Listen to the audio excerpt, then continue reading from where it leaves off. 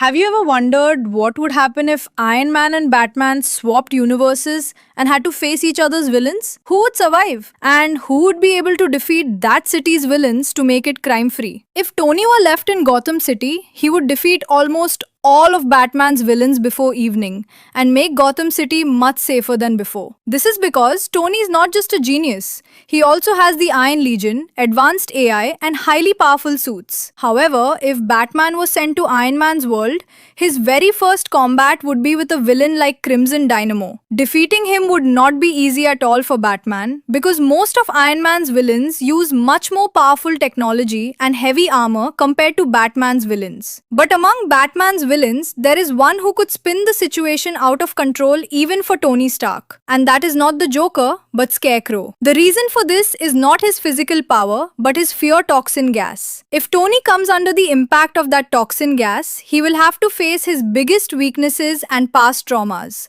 such as his drinking addiction and the death of his parents. But Tony Stark isn't such an easy target either. Once he learns about Scarecrow's fear toxin, he could easily build an airtight Iron Man suit that prevents the fear toxin from getting inside. This means, in the end, Tony Stark can defeat almost every villain in Gotham.